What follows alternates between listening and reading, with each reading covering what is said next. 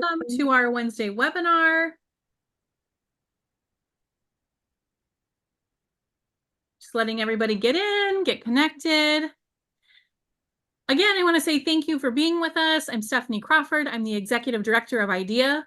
I'm very excited today to be joined by Sarah at Swivl. She's going to be talking about mirror and reflective practices. And honestly, I could listen to Sarah talk about this for so long. So I am going to go ahead and just give you the quick reminder that at the end of the session, I will put in a link for your PDH if you're an Illinois educator and you'd like to claim that. That will happen, again, more towards the end of the session. And then we will have time at the end for questions. So if you have questions throughout, please go ahead and put them in the chat, and I will interrupt Sarah if I have to let her know that we've got something. Just do it. But if you would prefer to wait until the end, we'll do that too. And because we know that sometimes it's uncomfortable to ask a question when you're being recorded, we will stop the recording for you at the end for questions there too. All right. Without further ado, I'm going to throw it over to Sarah, let her introduce herself, and we'll get started. Thanks, Stephanie. Hi, everyone. I'm super pumped to be here today. I am Sarah Candela, and I am the community manager of Swivl. Before working for Swivl, though, I was 14, 15-ish years, I think, teaching high school English and journalism in New York.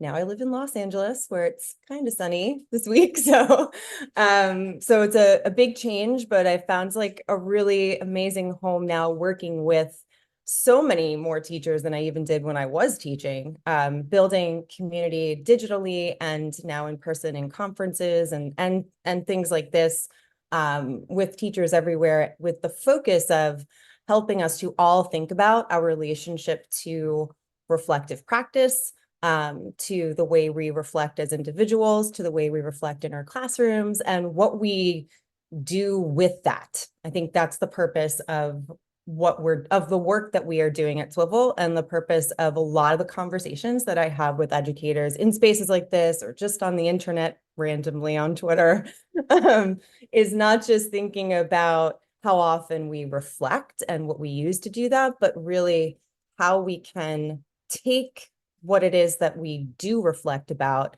and the way we do that and turn it into something meaningful, something that pushes us forward. And so is that good? Did I say enough about myself? I think I did.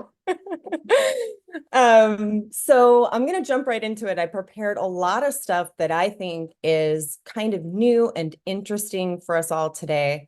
And I'm gonna talk about we have a new product at Swivl. I don't know people's familiarity with Swivl as a company, that we're not new, we've been around forever, but we are known as a reflective technology company.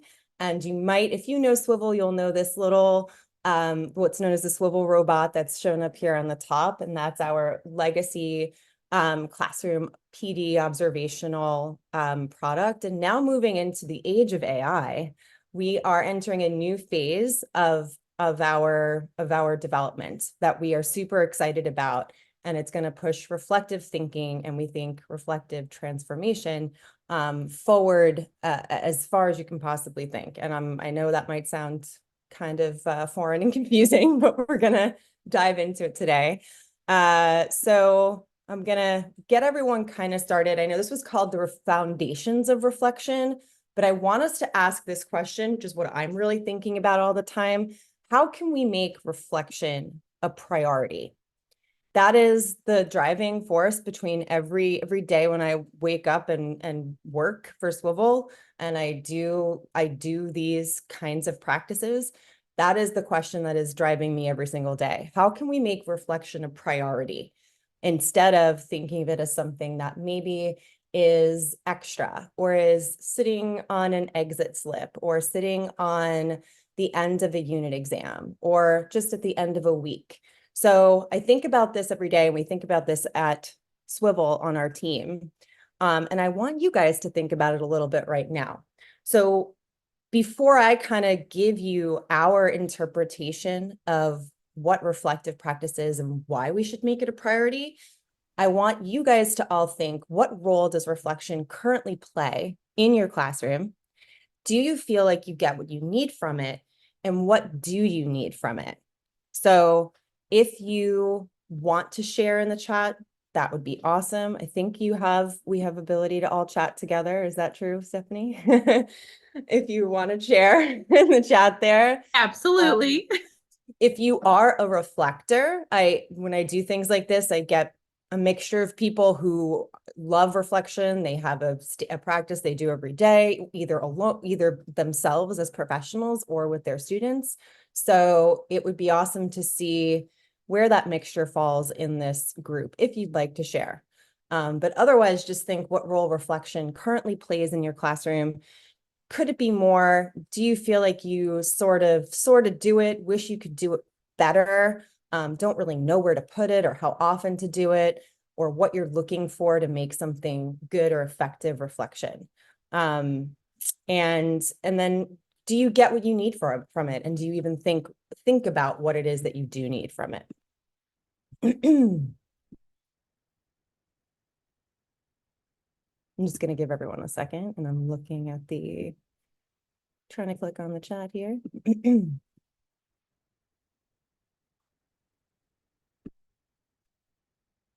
If anyone does want to, I think they can unmute themselves too, right? I keep asking a lot of questions of you, Stephanie. I'm sorry. They can unmute themselves and answer. It's no problem. Yes, you can Yeah. unmute yourself.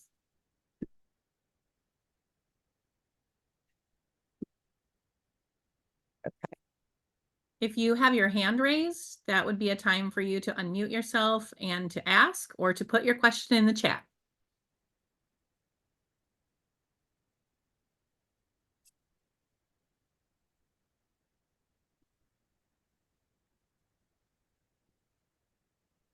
Oops.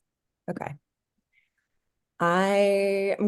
Okay, I see some coming in. Reflection is a part of our daily work. However, the results from students are uneven. Okay.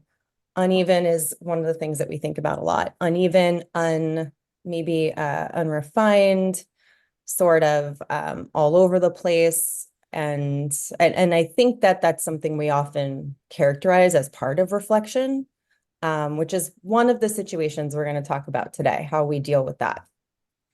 So I'm gonna keep going, but if you have more responses to these questions coming in, just drop them in the chat. Feel free to keep going and if there's anything else similar or related as I go on, just keep dropping them in there and we'll talk about it.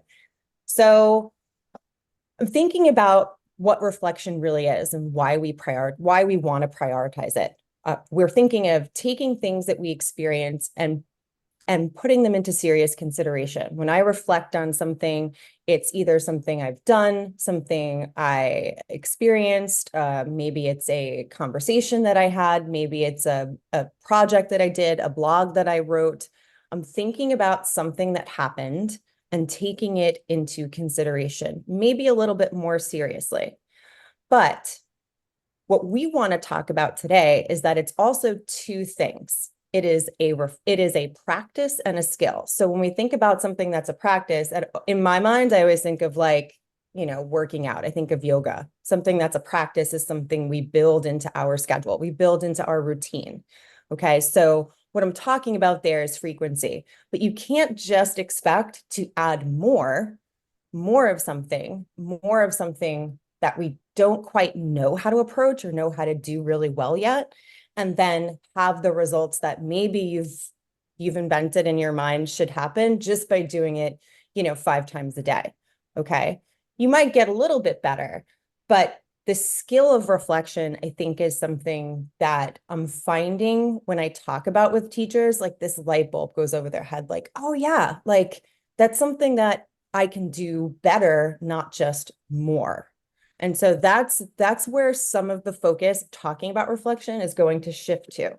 So reflection is a practice and a skill that can be learned and developed over time.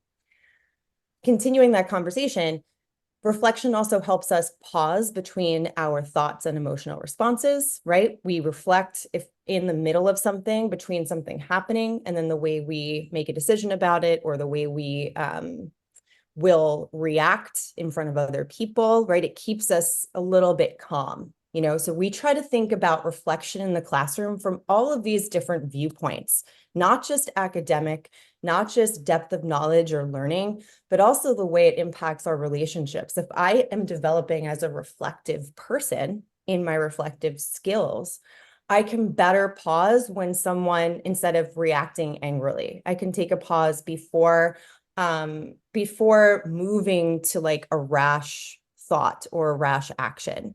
So I think that's part of it that we often don't really compute when we're thinking about reflection in the school setting. It also helps us gain perspective and come to terms with events and learn from experiences and even enjoy moments of gratitude. So you'll see as we go through this today that what we're doing at Swivl is trying to help everybody think about what if we put reflection in the center of our classroom, in the center of a school building, all of the stuff that comes out, all of the possibilities in pretty much every area that touches every topic, every idea that touches a school can start with focusing on how do I prioritize reflection? Okay. The most important thing that I have down here on the bottom, though, is that all of this stuff should help us move forward. If we are thinking about our reflective insights, like what insights can I gain from reflection, from being better at being a reflective person, and from like sharpening that skill, all of it should point us in a direction forward. It should help me make better decisions. It should help my students think about not only what happened just now and their feelings about it, but how they can move forward into the future. Okay. So with that all, I like to think of it as a power. Good reflection powers us and moves us forward. It helps us with self-awareness. It helps us with our confidence, supercharges our motivation, which is something that I'm really, really obsessed with right now when I talk about this stuff with teachers, is like the way focusing on this seemingly small, what might be a small piece of your classroom right now, or your own reflective practice might not be very large. But the way learning how to be self-reflective and more aware of one's own actions and thoughts and thought process can drive our motivation like through the roof. Okay. And we're going to see some examples of that in a little bit. And again, just moving us forward. It can give us power to see the next step ahead, right? To look what's forward, what's ahead, what's coming up next, and believe that we have it in us to get there, even if it's something really hard. We all need reflective lives. There's some things in here that are me just getting a little philosophical. But I get really into talking about this stuff. So I think we all need reflective lives in order to build meaningful, thoughtful lives, and even more so in this age. And I put there in parentheses the age of social media, which is really kind of morphing now into the age of AI. And I put those two things together because really now we're in that overlapping time, but really the age of social media that we're kind of coming out of and moving into the age of AI has been an age that has shown us a little bit of a different side of ourselves and has given us an overload of stuff to think about. And I think the separation of ourselves from that as we move into the whole new realm of what AI can do and will do around us and integrated within our lives, I think learning how to separate ourselves and teaching our kids how to separate themselves from it and think about where they are in the place in this space and time and how their brains think and how their brains matter.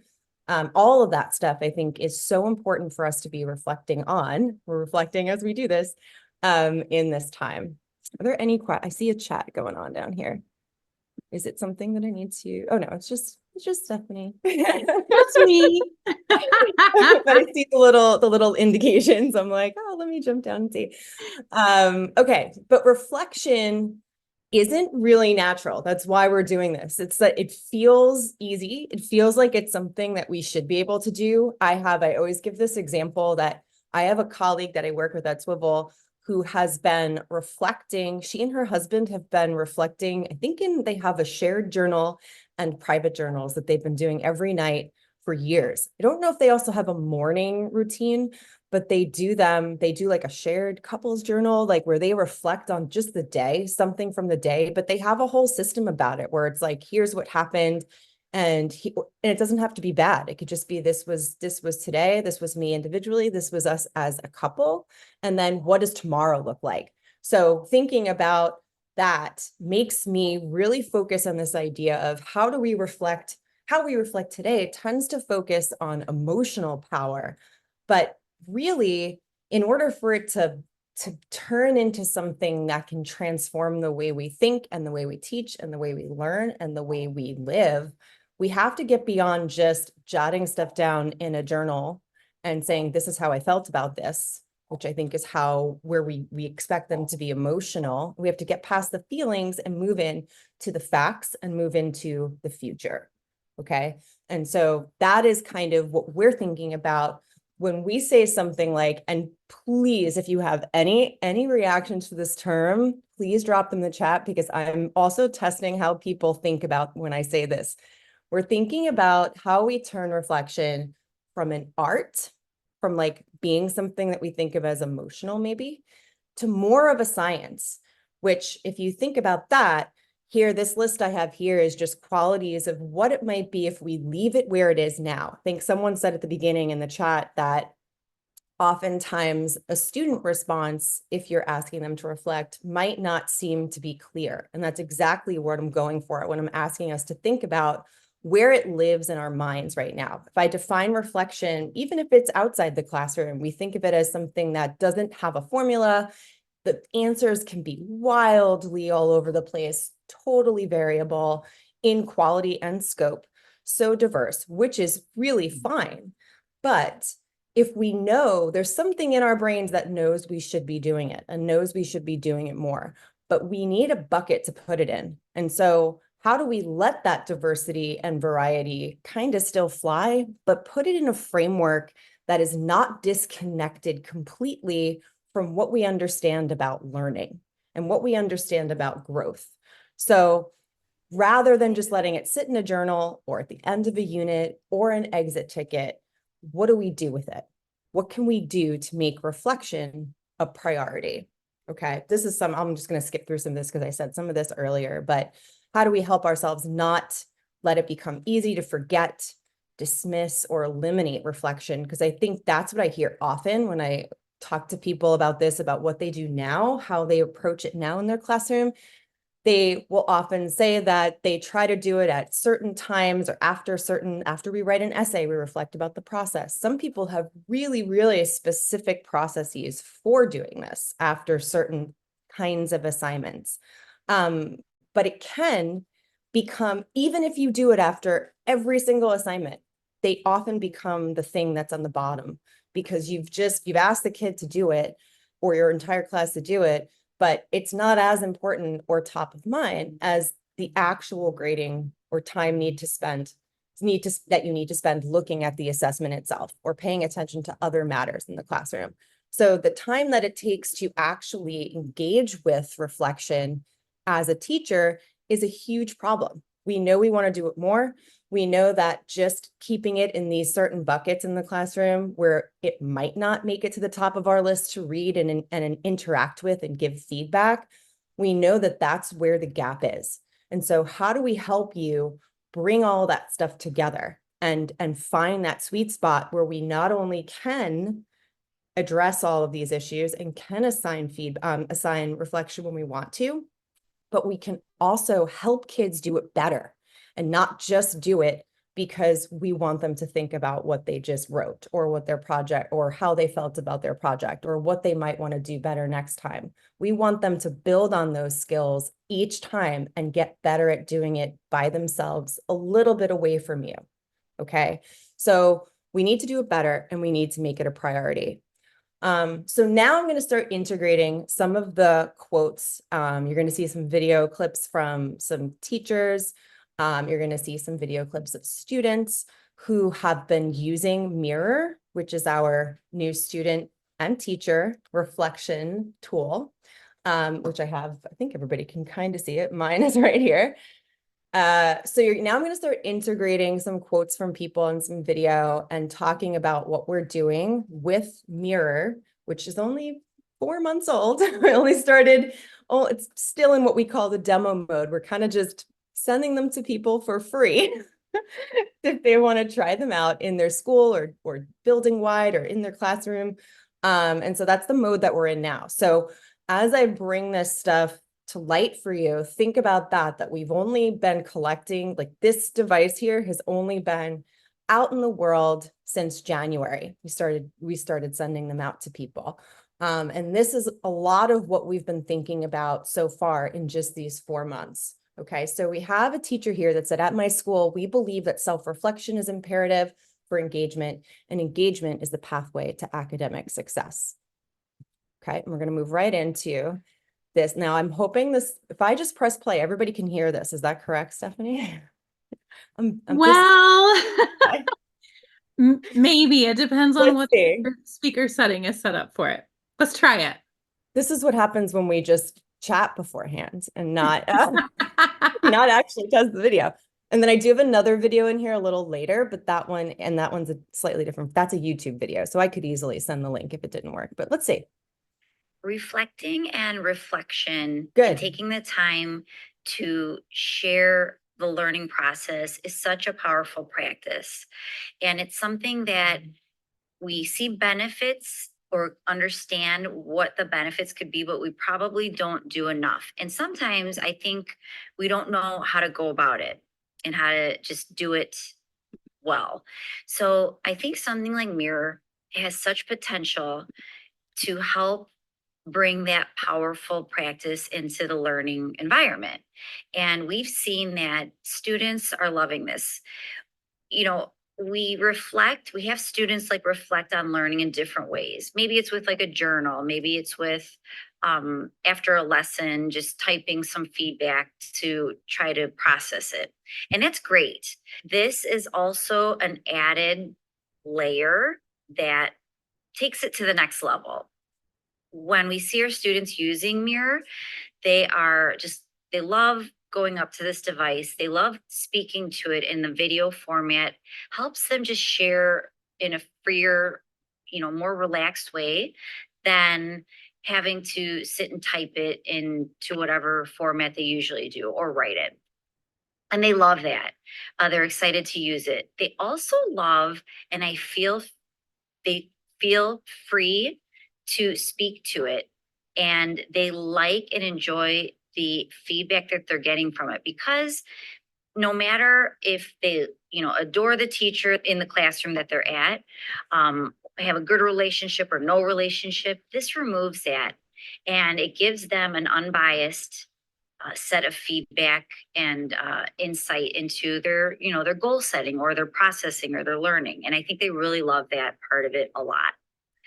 I think in time, prioritizing this reflection and using it throughout the learning environment can have great potential. And in this world of nonstop information and devices and AI and just any kind of innovation and technology that is in our realm, teaching students the power of reflection is just going to be such a valuable skill for them to have for their present time and for their future. What I love about Mirror is that it helps the teacher and the student go through this whole process. It's not always easy to know where to start and what to ask and how to reflect, but Mirror takes that and helps break that all down, helps you think about what you want to ask and what kind of learning is happening and what you want to reflect on. And again, that's not always something that comes naturally and is innate for everyone. And Mirror just does a fantastic job helping do that. And along with the power of AI in coming up with the questions and the feedback, it's the next level tech and innovation that is just so beneficial, I think, in this ever changing and ever evolving world. I'm just going to pretend that Maria is my co-host for this for this webinar because she speaks to nearly every point that I've spoken to so far and that I'm yet to bring up here.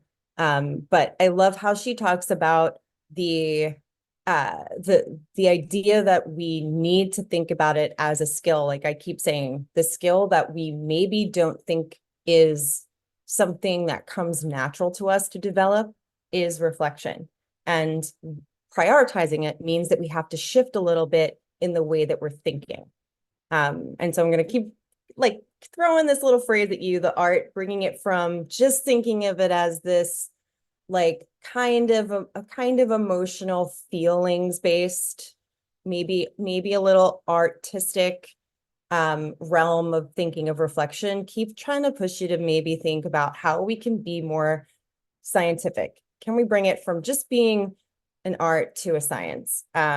If that doesn't work for you, let me know. That's part of what I do is I'm testing some of these ways to describe what we're doing with the insights that you gather from reflection using mirror. Okay, so if it bothers you or you have a reaction to it, please at the end you can even bring it up. We can drop it in the chat and talk about it. But the second part of that idea of taking it from just being an art to a science is when you bring something into being more scientific, you think of it as something that is able to be studied, something that is observable, something that is measurable, something that is repeatable and that you can optimize as a teacher. And then it's also, perhaps most importantly, built off of the foundation of prior work. So what that means to me is that if my students start reflecting today on May 1st, and then I have them reflecting every day, even if they only see me once a day. I was an English teacher, so I'm going to pretend they're reflecting in just my English class and they don't see it in any other class throughout their day. It's just me.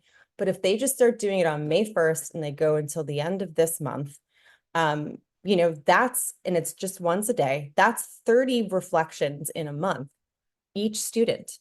And so the foundation of prior work becomes just the foundation I built yesterday. Where did I leave off yesterday? What did I say yesterday? What can I say today? And the way Maria was talking about the integrating of AI in that last video clip, that's kind of such a privilege that we have now in taking this leap forward in how we can think about using reflection differently and accelerating the way that we use it and what we can get from it, and being better at it. So being able to have students speak into or at the mirror, looking into the mirror, answering prompts that the teacher sets up for them that are aligned to the goals that the teacher has for the day or for the classroom.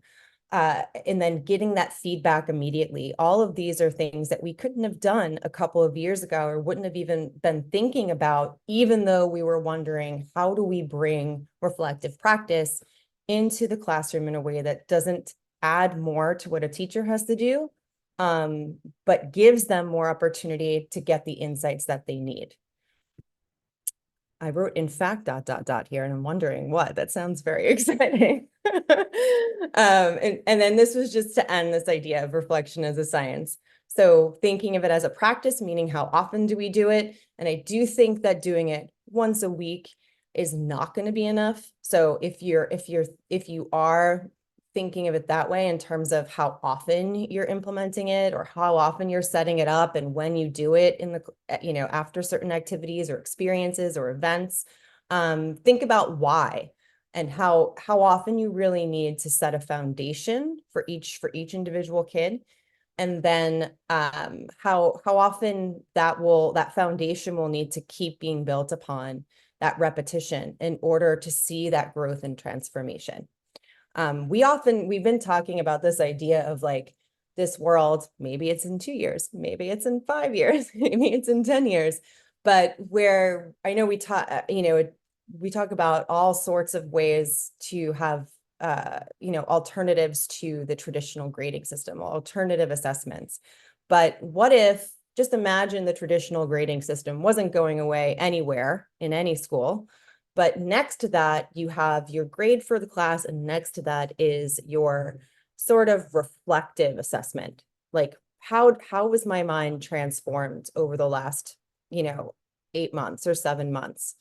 What transformed about the way I am as a thinker, or I am as someone who is self-motivated? So those are the things that we are reaching for when we think about the power and possibility of reflection and why it needs to be moved into this realm of being a priority. Okay. And that kind of what I was just hinting at is listed here. It can give us insights into growth in areas like depth of knowledge, retrieval, improving relationships, and even motivation. And these are all areas, these are all domains that are built into Mirror that a teacher can choose from. And just to kind of, not talking a ton about the AI piece today, but just knowing that this is the way that the AI is what makes this possible. As I was just saying before, it understands the dimensions of a good reflection, and it can use the frameworks for reflection and even scaffold their application to the right age level, which is something that we are moving more deeply into now in the latest updates to Mirror. My computer froze there for a second. So I'm just going to bring some Mirror info in there a little bit more now. So we created Mirror to prioritize reflection. This is what it looks like. It's also sitting right here behind me. We use the word automate just to kind of give you that sense that it's not creating more for you to, like 130 reflections a week for you to read. We want you to realize that the purpose of integrating AI is to give the student immediate feedback, but then to also give the teacher ways to assess and gain insights over time into the skills of reflection that your kids are generating. So kids can reflect anytime. They get personalized feedback, and then the teacher gets reflective insights. All of those things come together. So imagine being able to use a student's reflections, as I was saying before, when I was talking about what grades could look like in years from now, imagine using those students' reflections to assess the transformation of their mind, or just how they were thinking, or the order of their thinking, or the depth of the way they can retrieve knowledge on their own. Like, how can you tell the difference or can you tell the difference by prioritizing reflection from September 1st until the end of May? Their higher order thinking, and it all sounds, I always say, it always sounds a little unbelievable, but that's why I like to bring in these pieces from people who are actually doing it and have been trying it out for months in their own schools, to kind of show you what already is possible, even though this is in its earlier stages of development. Okay, so just by integrating AI into the process, we can create a world where all of this is possible. Another quote: "Mirrors helped my students become comfortable with reflecting frequently. Their reflections are more candid and raw." And that's a whole other piece of this that I wasn't even really thinking about when we started this journey into releasing Mirror into the world. But one of the things I've been talking to or hearing from people about a lot lately is that it brings this balance of comfort and challenge. So it's challenging to be faced with the prompts that a teacher is going to set up for you to reflect. And that is part of the point. We want to help students push their own thinking. But because they're talking to this machine and not an actual adult in the room, they are less self-conscious. They are experiencing more self-expression, like more openness, maybe a little bit more vulnerability, depending on what the prompts are. And the teacher is coming up with AI is generating them, but then they have the ability to edit them. And it's all based on the goal that the teacher inputs. So it's not random, they're guiding it. But as the kids get feedback and prompts are generated for them, it allows them to think through their thoughts more fully, form better conclusions, and then the hope is eventually, as they build that foundation, to make better decisions for themselves over time. Okay, so just to kind of recap that, we use the reflective process to guide them through the thinking process. And this gives us, as teachers, insight. And is there another question before I do this video? Oh, nope, it's also a Stephanie. Okay. So before I, never mind. That was another thought. That's fleeting. It's gone. So now we're going to see some student insights. Let's hope we have the same luck with this link as we did for the last one.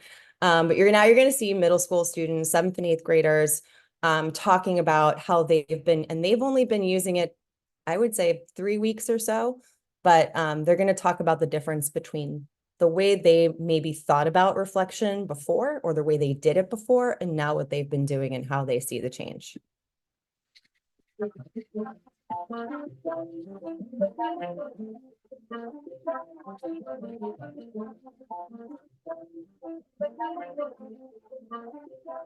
Wow. What have you learned from using the mirror? Well, from using the mirror, I've kind of learned that I like need to be like more positive and I need to be able to give better feedback. And it's also like taught me what I should do to become a better person and to improve my work. So it's pretty nice. What do you like most about it?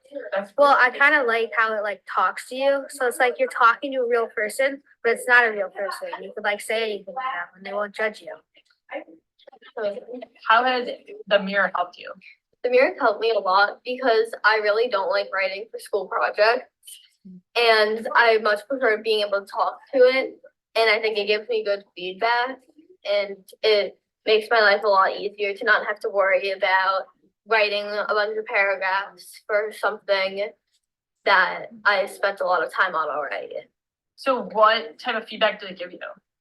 It gave me like interesting feedback, and it told me like what I did and how well I did. Awesome. What do you like about the mirror? I think it's really good because I don't like making journals and writing. So I think the mirror is really good because you could talk.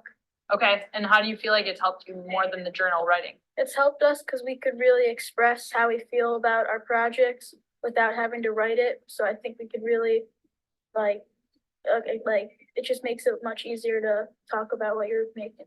Well, all right, what's the benefit of the mirror?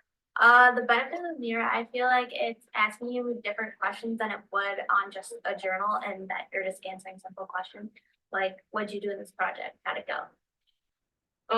I agree with that, and I also think it's making you answer the questions on the spot, so it's really testing you if you're actually participating in your project or if you're kind of just sitting there and saying whatever.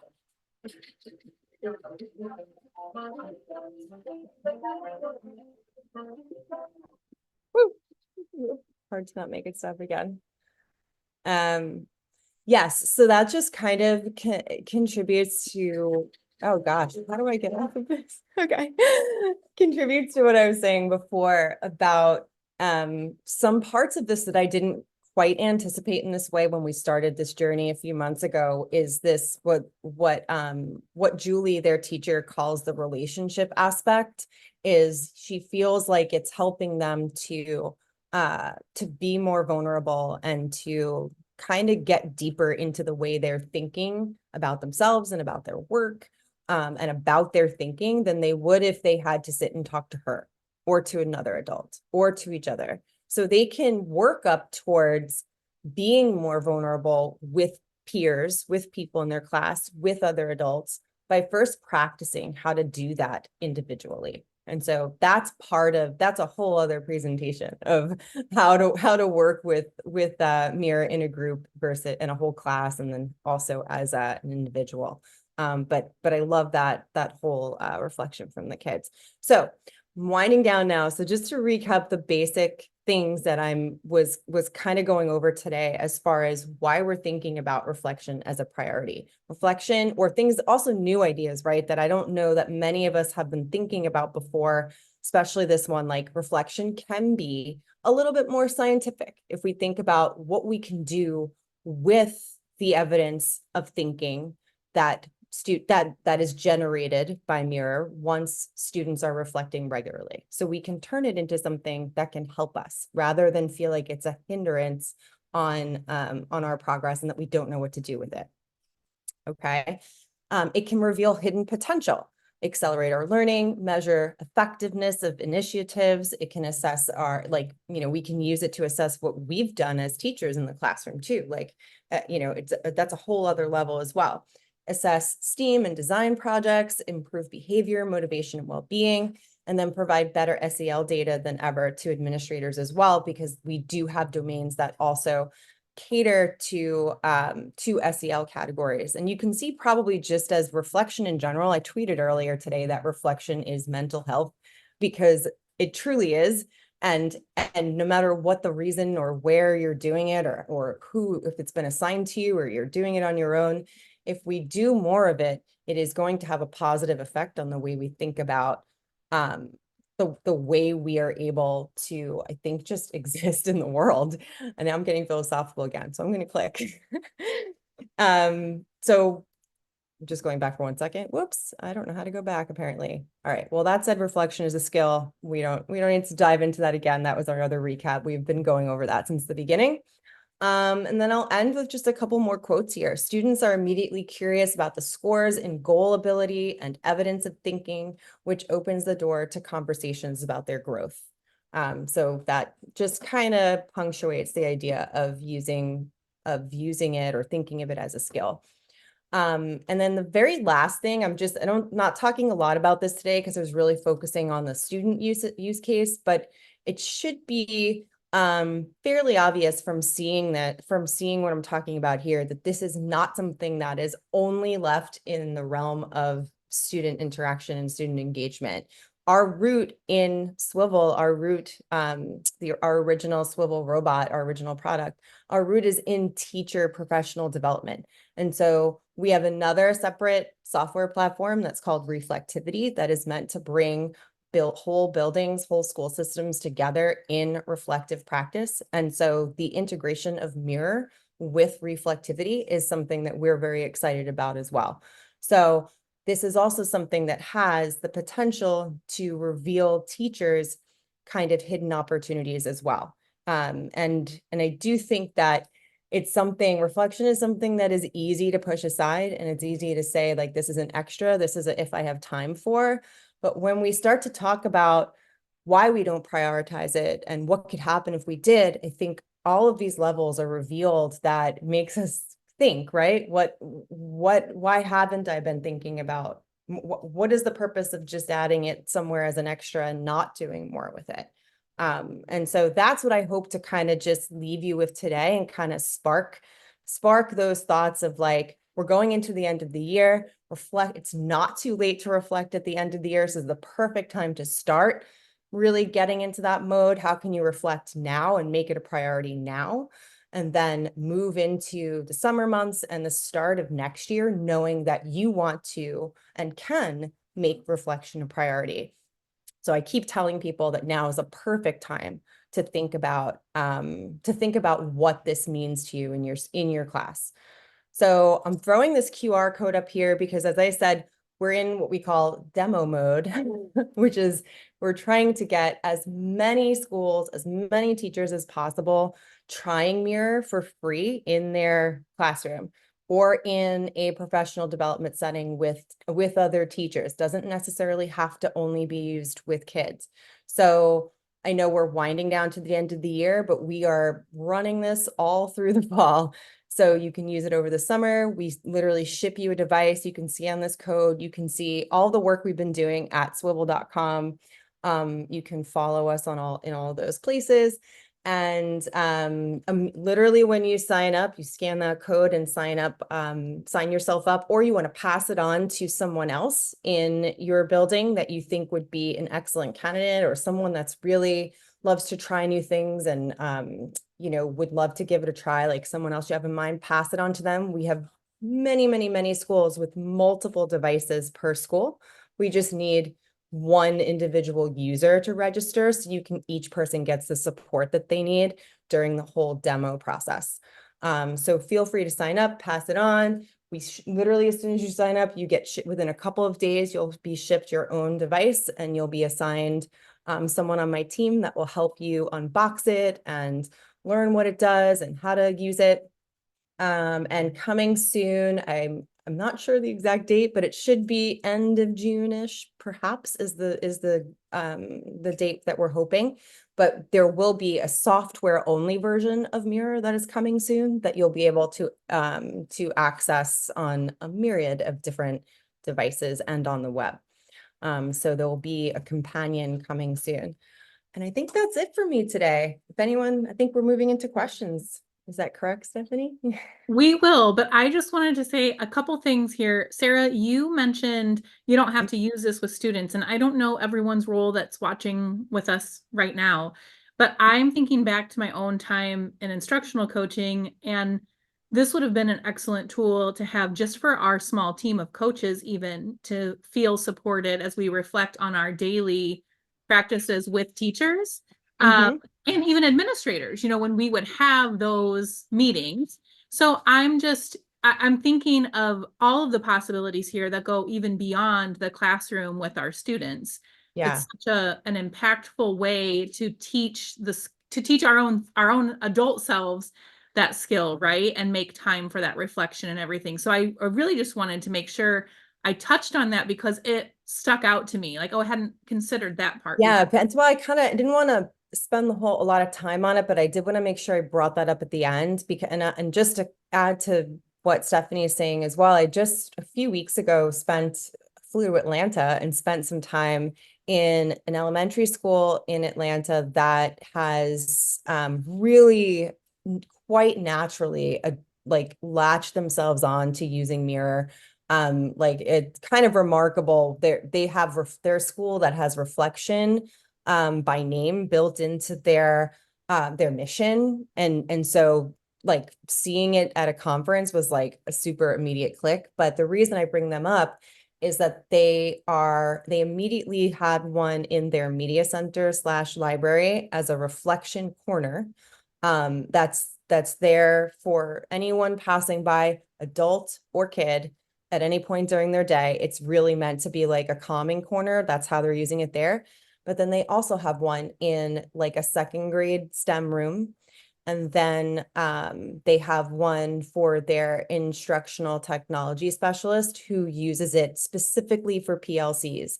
And so now they've purchased all those devices, and now they're adding 1, 2, 3 more to kind of see how they can use them even more focused to build their they have a very focused literacy initiative, and so they're getting devices to specifically build out that program and see how they can use reflection to further starting with furthering like retrieval progress in younger kids in that school. And so if you think of all of those domains, put it all together, and you don't leave the teachers out of it. And so to me, if you just think of that one elementary school and then maybe their neighboring schools, like that's creating this blossoming idea of a district that prioritizes reflection and keeps it at its center, at its core. And like they're building out all of the pieces. So like we're not just investing in a method or a technique or a technology that's for the kids, it's for all of us. Like we are, and to me, that's what it really means to prioritize reflection,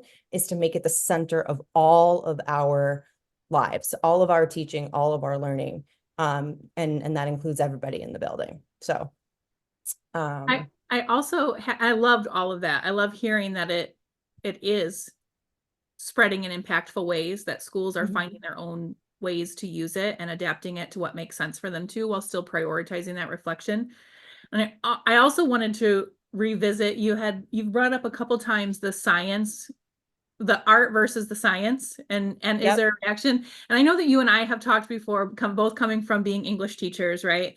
And I have to admit, my first kind of visceral reaction when someone says like they want to take it from being an art is like, excuse me, what's invaluable about art?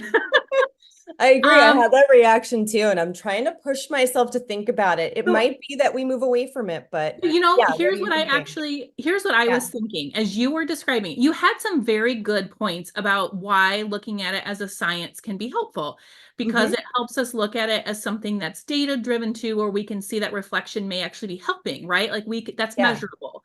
And it Mhm. also lets us focus on it as a skill. But I Yeah. almost am wondering if it's a balance thing. Like it's a balance because you do need that logical piece, right? There is a process. We need to fit it in. There's a reason that we're doing it, but then also know that there's no right or wrong answer in a reflection, that it is truly about what you're doing, what you're focused on, and that your reflection could be vastly different from my reflection. And I think that's where Agreed. almost having the art still integrated allows for that to happen. So I don't know, that was just my Yeah, I mean, that's personal take. prime. And this is something we've only started to this idea of art and science and the balance or the pull. Like the last couple of weeks, I've been trying to put it out there in as much as I could. So I'm like, let me test it out here and see if I can even find a new way of explaining it, which is why I brought in that emotional piece. I'm wondering, in my mind, I'm like, is it a mixture of the two? But the way we're thinking of the science part is to just help people start to move away from thinking that it only has to be one thing, and that when you think of something a little bit more scientifically, there's a process to how you can use what you do. Like you don't necessarily, if you leave something in the art realm, I'm not necessarily thinking, how do I use this? But as a teacher, we do have to think everything that we have the kids do, we don't want to feel like they've just done it to do it. And I think that's often what reflection gets put into, is this like, so we do want to keep that variety. They're all always going to be different, but we can provide you with a way to make sure that when you are, like you heard those kids saying, they like that the prompts are leading them to think differently, that they're immediate, that it's kind of pushing them into a process of elevating their thinking. And not just answering one question in writing on a piece of paper or in a journal. I love that. So yeah, thanks for those questions. I like that. That thoughtfulness. All right, so I am going to go ahead and stop our recording so that if you have questions and you feel more comfortable asking them when it's not being recorded, you can do that. And just to make sure that this gets in our recording too, I want to thank Sarah for being here, because this was really, I love the product. I've kind of watched it from its inception, right? And the evolution. And I love seeing what these teachers are doing with it in their spaces. And so I thought this was a great talk about really incorporating that reflection and why it's important. And I appreciate all of you being here with us too, because we know spending an hour on an afternoon is not easy. So I'm going to go ahead and stop the recording so that you can ask any questions you might Thanks, have. everybody.